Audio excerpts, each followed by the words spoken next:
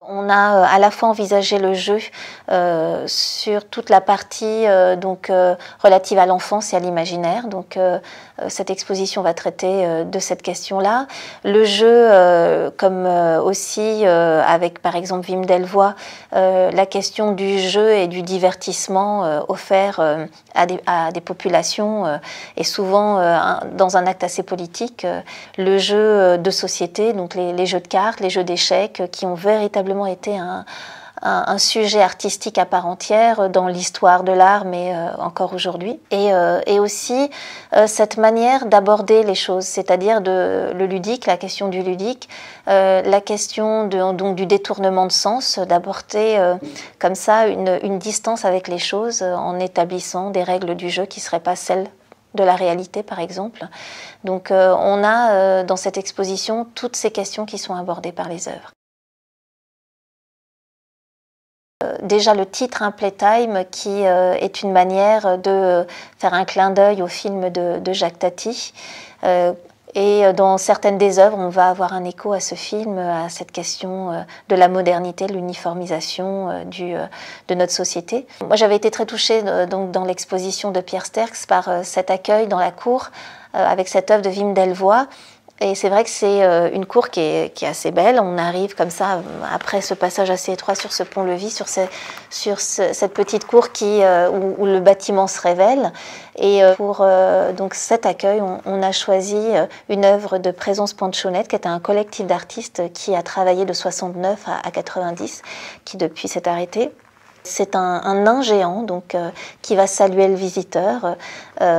C'est une œuvre qui donne le ton. Hein. On est sur ce ton un peu ludique et en même temps prononcé par un collectif d'artistes qui était très engagé politiquement, assez contestataire. Donc dès l'entrée, le visiteur comme ça sera happé hein, par ce salut de ce nain géant. Alors effectivement, nain de jardin, hein, là, qui a été monumentalisé. Donc c'est une manière aussi pour les artistes de parler, ça ce sera très présent aussi dans l'exposition de tout ce qui nous entoure au quotidien et voilà, du rapport aussi au goût, au bon goût, au kitsch.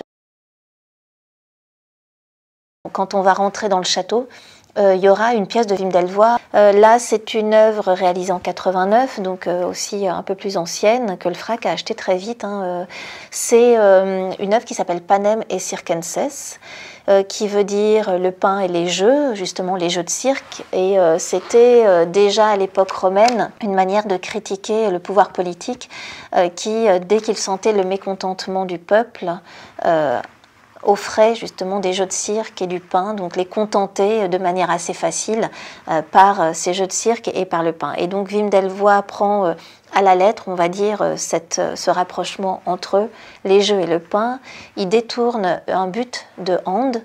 Il remplace les mailles du filet par une maille de vitrail. Et l'image centrale, normalement l'endroit où le ballon vient se nicher, c'est une image d'un boulanger, donc une image vraiment traditionnelle qui est une image de valorisation de l'artisanat, un boulanger qui est en train d'enfourner du pain.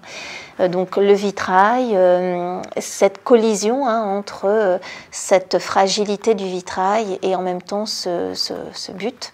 C'est une manière aussi de pointer hein, aussi cette autorité, ce pouvoir des politiques qui n'apportent pas forcément ce dont les gens ont besoin, mais ce qui peut les contenter de manière assez populiste des fois. Donc c'est aussi dans la continuité de ce que Wim Delvoye avait proposé, un vrai travail sur donc des savoir-faire, l'artisanat qui a été valorisé depuis les années 80-90, après des décennies d'art minimal et d'un éloignement de l'artiste au faire, à la réalisation. Donc c'est une œuvre assez intéressante et puis on est vraiment là dans la thématique des jeux de cirque, du divertissement, de ce qui fait encore spectacle aujourd'hui, hein, de cette société du spectacle. Par exemple, oui, tous les jeux qu'on peut proposer à la télé qui ont remplacé les jeux du cirque. Mais donc on montre aussi que les temps n'ont pas vraiment changé. La sélection dans cette partie basse du château a vraiment été aussi guidée autour de cette œuvre. Donc on a dû prendre des œuvres aussi fortes qui pouvaient tenir, on va dire, le dialogue. Et notamment, on s'est orienté vers une production de Bertrand Lavier, qui a travaillé sur une série qu'il poursuit encore aujourd'hui, qui sont les Walt Disney Productions. C'est une série qui est partie d'un album de Mickey, un album de Mickey des années 70, où on voit Mickey qui traverse un musée d'art moderne. Et quand il est avec Minnie en train de visiter le musée, il y a un vol qui se produit, donc il va y avoir une enquête.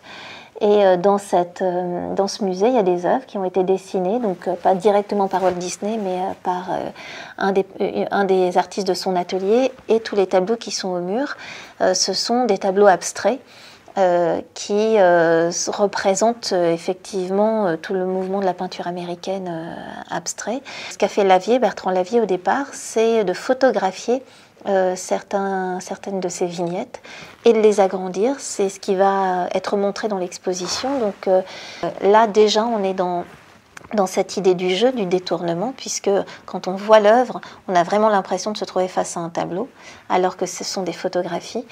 Et des photographies de tableaux qui sont des tableaux abstraits, qui sont dessinés par un des assistants de Walt Disney. Donc, quelle est la valeur de ces œuvres? C'est toute la question que pose Bertrand Lavier.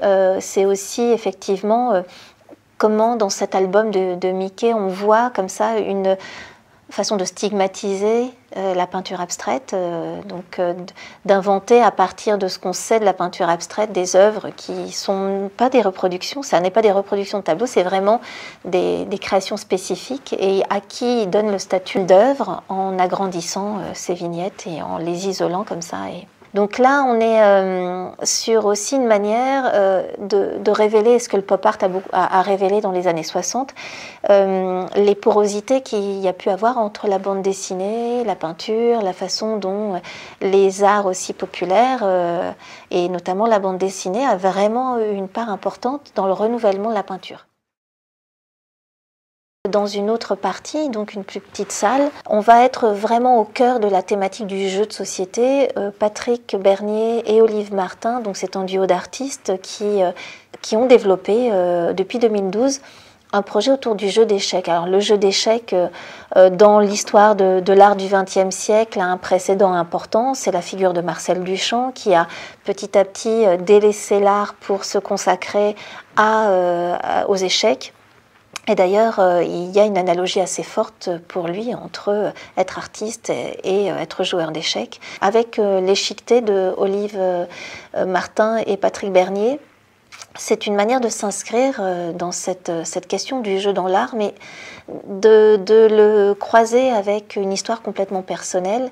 Et ils sont partis d'une photo où on voit donc une cérémonie suite à l'indépendance du Niger. On voit le premier commandant des armées françaises habillé tout de blanc, le président du Niger habillé en noir et le grand-père guadeloupéen, donc métis, habillé de gris. Et ils ont reporté cette manière d'occuper un territoire symbolique sur une trame de damier, comme ça, noir et blanc, en se posant justement la question de cette manière de voir le monde de façon un peu dichotomique, de noir et blanc.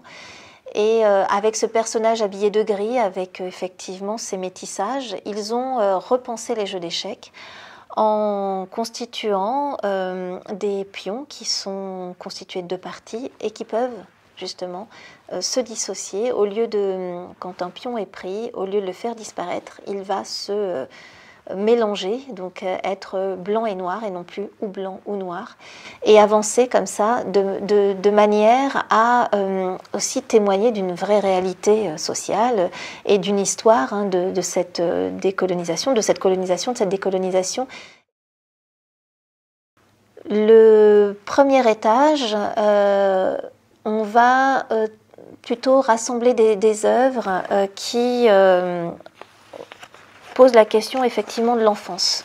Par exemple, on va présenter un grand triptyque photographique d'un artiste qui s'appelle Patrick Tosani, un triptyque réalisé aussi dans les années 80, donc par cette génération d'artistes dont Patrick Tosani a vraiment fait partie, qui ont dévié la pratique photographique et l'ont amenée non plus dans une prise de contact avec le réel, mais au contraire dans une vraie recréation d'un espace complètement fictif et imaginaire. Donc, dans le triptyque qu'on présente, on a l'impression de grands paysages de glace. En fait, ce sont des petits glaçons qu'ils monumentalisent avec la photographie.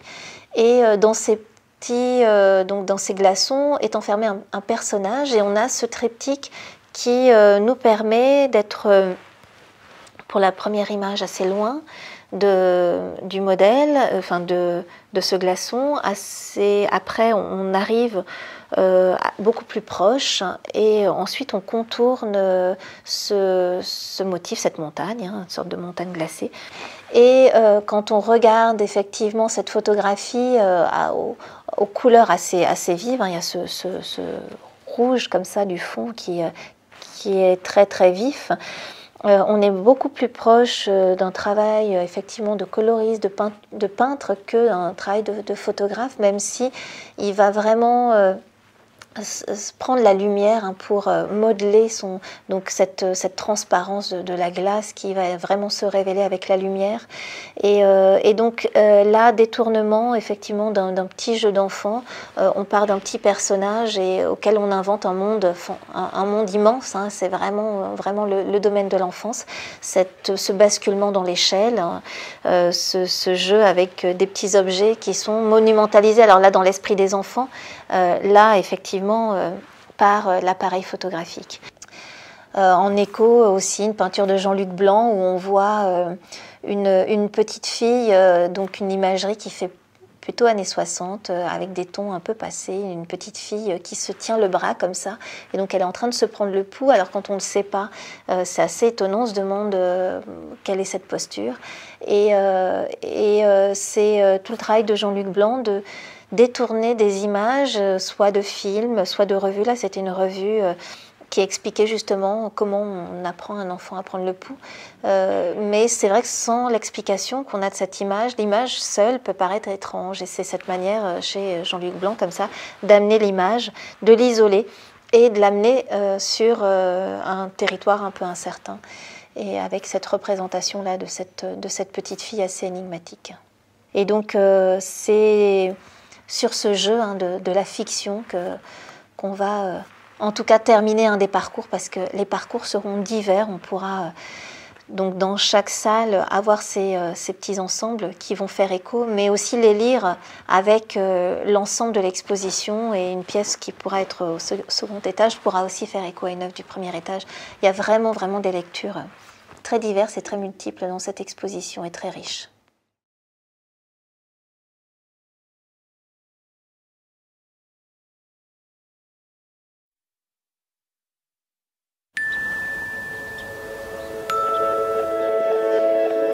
Ce qui se passe là dans le château aujourd'hui, c'est l'aboutissement d'un atelier qui a été mené par Olive Martin.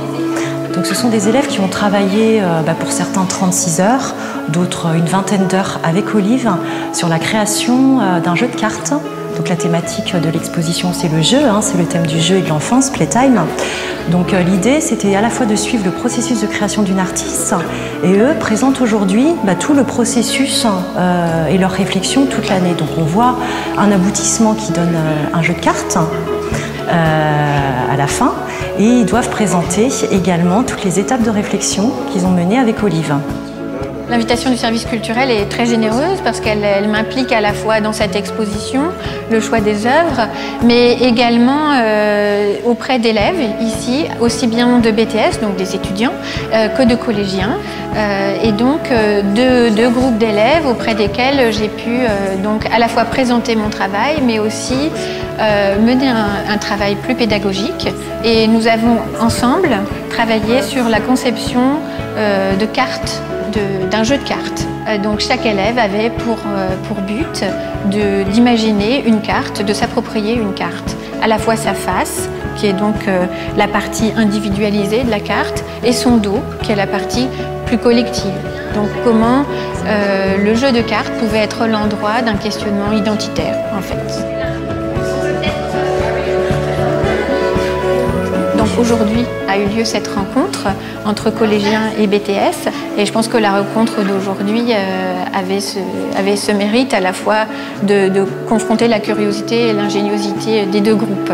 L'art contemporain, on sait que le public ne le reçoit pas de manière facile, donc il faut toujours apporter aussi autour de ces expositions de la médiation et je sais que c'est ce qui est fait. Il y a une vraie attention au public au château d'Ardelais et de façon plus générale par la ville pour amener les plus jeunes, donc des actions qui sont menées en direction des scolaires.